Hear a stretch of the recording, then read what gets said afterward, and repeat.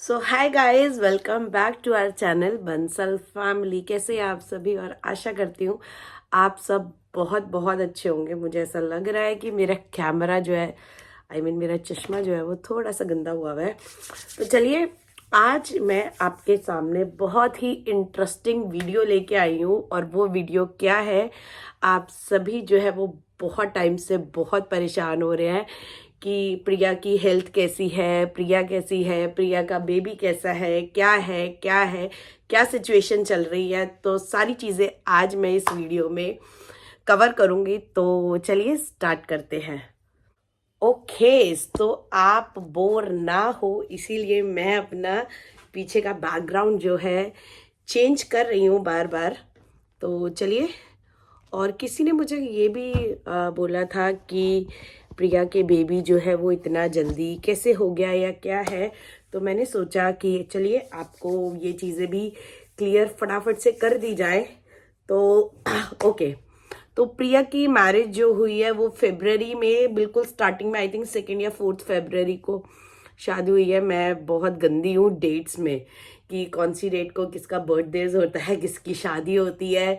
Even मुझे कई बार अपना बर्थडे और बंसल जी का भी बर्थडे याद नहीं रहता।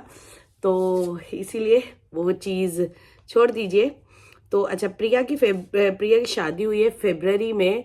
और प्रिया की जो बिटिया हुई है वो हुई है 30 नवंबर को। ठीक है, तो इस पीरियड में फरवरी, मार्च, अप्रैल, मई, जून, जुलाई, अगस्त, सितंबर, अक्टूबर, नवंबर, यानी ये पूरा टाइम होता है 10 मंथ्स। और यू ऑल नो कि प्रिया के 9th मंथ स्टार्टिंग होते ही जो है उसको बेबी गर्ल हो गई थी। तो ये वाली फर्स्ट चीज आप सभी को क्लियर हो गई होगी। ओके, नाउ आते हैं सेकेंड ऑफ चीज। आप सभी को पता है कि हर किसी की प्रेगनेंसी जो होती है वो बिल्कुल हर एक बंदे से डिफरेंट होती है।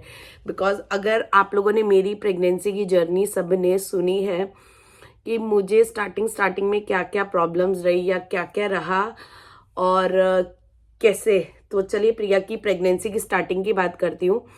तो प्रिया को पूरे 9 मंथ्स, 8 9 मंथ जो भी था, प्रिया को पूरे 9 मंथ्स जो है, जैसे सबको नौशिया होता है, सबको प्रॉब्लम्स होती है वॉमिटिंग की। तो प्रिया के साथ भी ये प्रॉब्लम रही कि उसको पूरे 9 मंथ्स जो है वो वॉमिटिंग रही। और ये मैंने एक्चुअली क्या कुछ चीज़ें लिखी हुई है, तो मैं वो चीज़ें भी पढ़ती जा रही हूँ। तो प्रिया को सबसे पहले 9 मंथ्स जो है वो पूरी वॉमिटिंग रही। सेकंड चीज़ है कि प्रिया की जो बॉडी है वो, मतलब वो चीज़ अलाउ नहीं कर रही थी because she is too small. मतलब स्मॉल भी इन द सेंस, जैसे मेरे से तो छोटी ही है। तो स्टार्टिंग में मतलब कंसीव करना बहुत अच्छी बात है। और जिसको स्टार्टिंग में कंसीव हो जाए तो मुझे लगता है आज के टाइम में बहुत अच्छा है, बहुत अच्छा है। बिकॉज ये चीज़ को मैं भी कहती हूँ कि स्टार्टिंग में कंसीव हो जाना चाहिए। मेरा केस तो अलग था। तो प्रिया को ये चीज़ की प्रॉब्लम नहीं थी। प्रिया को सिर्फ वॉमिटिंग सबसे ज़्यादा रहता था। सेकंड, उसको आई थिंक थोड़ी सी पैरों में स्वेलिंग भी रहती थी, उसको पेन भी रहता था कहीं कहीं बॉडी में। सबसे ज़्यादा उसको प्रॉब्लम रही है बैक की। इवन जब वो डिलीवरी डिलीवरी के टाइम पर भी उसको सबसे ज़्यादा, उसको यहाँ पर बैक में, लोअर बैक में बहुत ज़्यादा दर्द था। ना उससे बैठा जाता था ना उससे उठा जाता था। बिकॉज उसके लॉस भी इस चीज़ में बहुत सपोर्टिव है कि उन्होंने, मतलब पूरे 9 मंथ्स, मैं नहीं मानती कि प्रिया ने कोई बहुत काम किया है। जैसे भाई तेरे से सूट कर रहा है, तेरे को काम करना, पानी पानी पीना भी तेरे को सूट कर रहा है तो पी, वरना मत पी। उसको इतना पेन रहता था। उसकी मदर इन लॉ पूरा टाइम उसको रब करती रहती थी बैक को। अभी जो है वो पूरा रब करते रहते थे बैक को और पैर दबाते थे। रात को उसको सर में दर्द हो रहा है, मेरे साथ ये हो रहा है, बहन मेरे को ये हो गया आज। देखो वो थोड़ी सी सेंसिटिव शुरू से है। बिकॉज अगर मैं देखूं, आई एम अ बीइंग सबसे बड़ा चाइल्ड इन घर का, तो मैं थोड़ा सा स्ट्रांग हूँ कंपेरेटिवली प्रिया के। प्रिया थोड़ी सी हमारी सेंसिटिव, क्योंकि यार बच्चा तो है ही वो। तो थोड़ी सी सेंसिटिव है प्रिया ये चीज़। उसको पहले भी ये फील है बहन मेरे को ये हो गया, बहन ये, बट ठीक है, प्रेगनेंसी के टाइम पे भी उसका वो टाइम बहुत अच्छा बस निकल गया। बहन कब होगा, बहन कैसे होगा, बहन प्लीज बता देना। तो ये वाली सिचुएशंस जो थी प्रिया के साथ ये पूरे 9 मंथ्स रही। तो ऑल्दो उसने वो पूरा 9 मंथ्स का पीरियड जो है वो निकाला। ओके, नाउ आगे बात करते हैं कि प्रिया को बेबी गर्ल हुई है या बेबी बॉय हुआ है।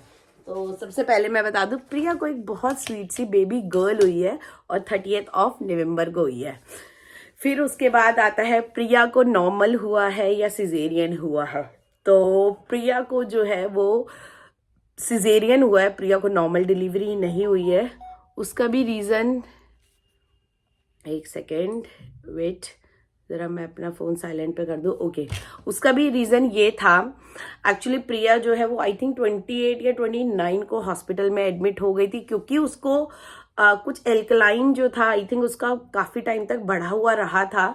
तो पूरी प्रेगनेंसी के टाइम पे डॉक्टर ने उसको कहा था कि नॉर्मल डिलीवरी ही करेंगे हम, पूरे चांसेस नॉर्मल डिलीवरी के ही लेंगे। तो क्या हुआ था, प्रिया एक दिन पहले हॉस्पिटल में मॉर्निंग में एडमिट हो गई थी 11-12 बजे। और उसके एडमिट होने के बाद डॉक्टर जो अपना प्रोसीजर करते, बिकॉज उसको खुद से पेन नहीं थे, उसको पेन जो है वो इंड्यूस करने पड़े। इंड्यूस आप मतलब गर्ल्स को सबको पता होगा कि वो कुछ इंजेक्शन लगाते हैं, उसमें क्या कहते हैं उसको यार, जो हमारी बॉडी में डलती है, अरे यार वॉट एवर जो भी होता है। तो उसके अंदर ग्लूकोज के अंदर वो कुछ इंजेक्शन इंड्यूस करते हैं जिससे जो आपका पेन है वो आए, और तब जो है वो नॉर्मल डिलीवरी के चांसेस होते हैं। तो ये चीज़ हुई। फिर प्रिया को 24 आवर्स हो गए थे। यस, प्रिया को 24 मतलब प्रिया ये था कि चल रात को हो जाएगा, रात को हो गया। जिस दिन एडमिट हुई थी मॉर्निंग में 11 बजे, तो ये था कि रात तक बेबी हो जाएगा हो जाएगा हो जाएगा। मैं भी उस दिन हॉस्पिटल में गई थी, आई थिंक मैंने आपको हॉस्पिटल का व्लॉग भी दिखाया होगा अगर मैं गई थी तो प्रिया को फिर ये डॉक्टर ने पूरा मतलब उसको उस पर रखा हुआ था कि नहीं नॉर्मल होगा। बट लास्ट में क्या हुआ, हम लोगों नेक्स्ट डे 10-11 बजे का टाइम था। 10-11 बजे के टाइम पे हमने मतलब प्रिया की नंद और मैं इधर से हम दोनों जने हॉस्पिटल थे। हमने बाकी सबको यानी प्रिया की मदर इन लॉ को, अभीश को, मेरी मम्मी को, नकुल को, चाची को, सबको भेज दिया था हमने कि तुम लोग घर जाओ, दीदी और मैं है, because it's taking too time. तो डॉक्टर ने कहा था 4-5 बजेंगे, 4-5 बजेंगे। ठीक है, ओके, सबने कहा कि चलो हम घर पे फ्रेशन अप होके आ जाते हैं। ठीक है, तो ये टाइम आई थिंक होगा 2-2:30 बजे का।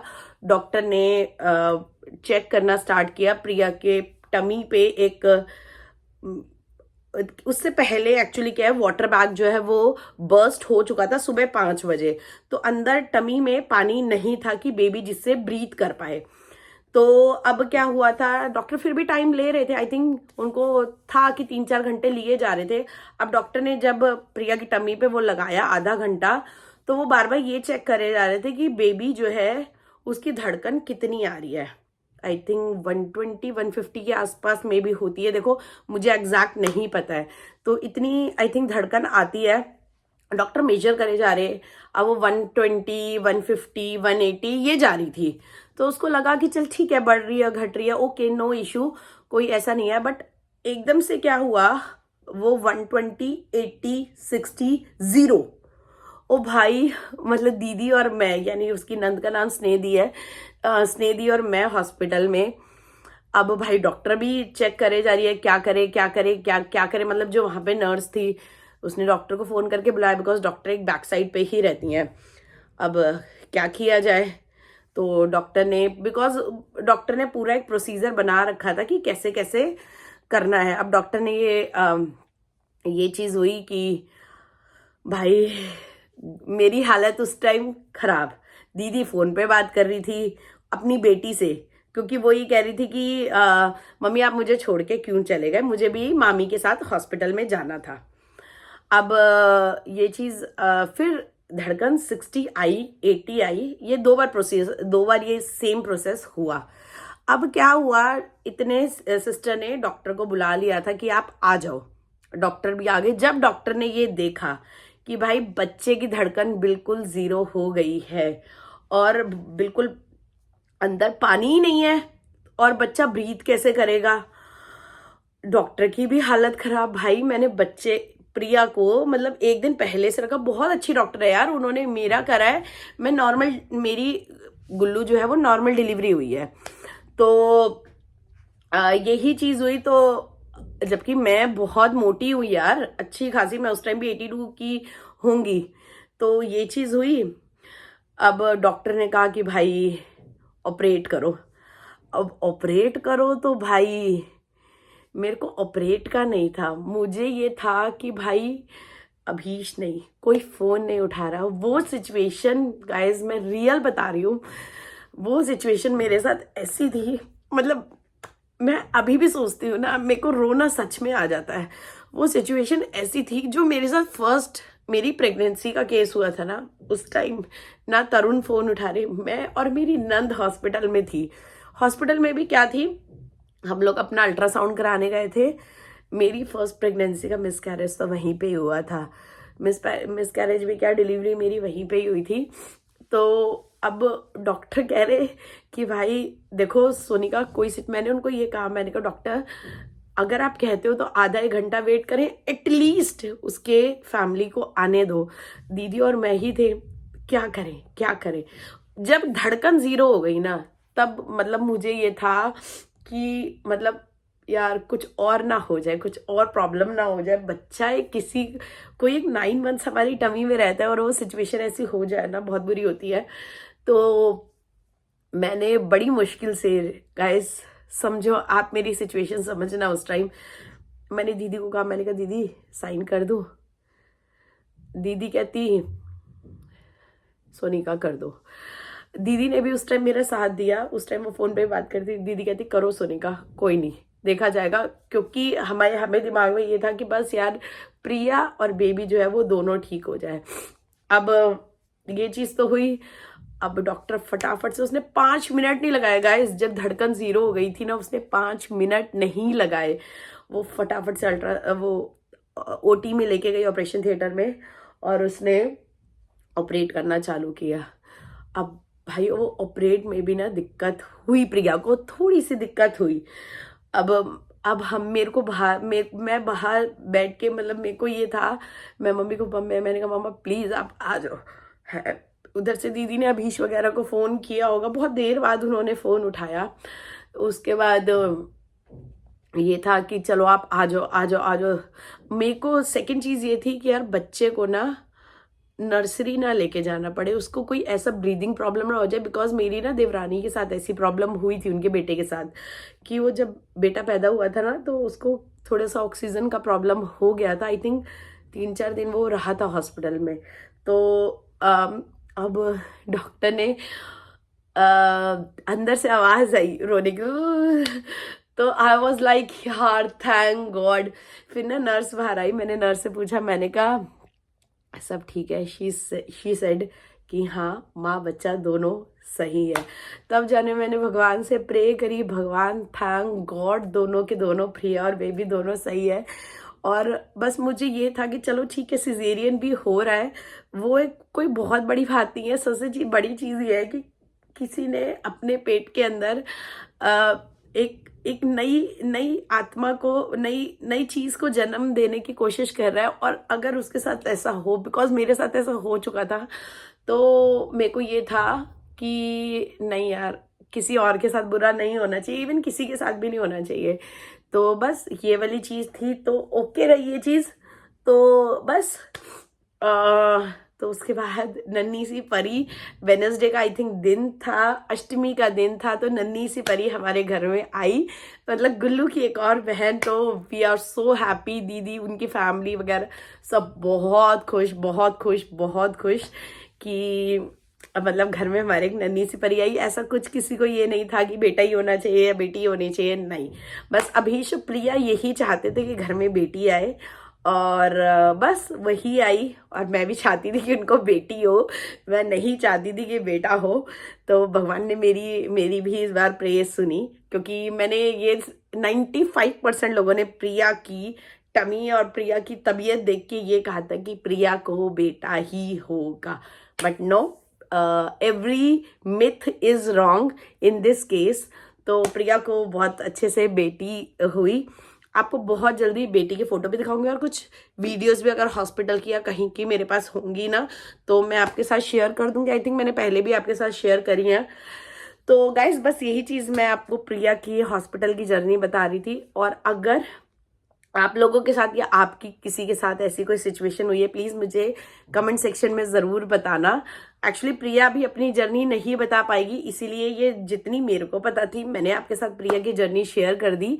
और काफी लोग मुझे इसमें ये भी कहेंगे कि आपने क्यों शेयर करी प्रिया की जब फैमिली नहीं चाहती। गाइस ऐसा कुछ नहीं है, आप बहुत जल्दी प्रिया को हमारे सभी व्लॉग्स में देखोगे, प्रिया और उसकी बेटी को। मैं कहती हूँ प्रिया ना भी आए, मुझे क्या लेना देना है, मेरी दूसरी बेटी आएगी। और मैंने प्रिया को ये कहा, अच्छा उसका नाम जो है निक नेम, जैसे उसका नाम गुल्लू है, इसका नाम हमने निक नेम गुग्गू रखा है, गुग्गू। तो बहुत जल्दी आपको प्रिया और उसकी बेटी भी व्लॉग्स में देखने को मिलेगी। तो चलिए इसी के साथ इस व्लॉग की यहीं पर एंडिंग करते हैं। Do like subscribe to my YouTube channel, that is Bansal family. और गाइज मेरे बाकी व्लॉग्स भी देखा करो, जिसने नहीं देखे जाइए और व्लॉग्स देख के आए। Bye bye.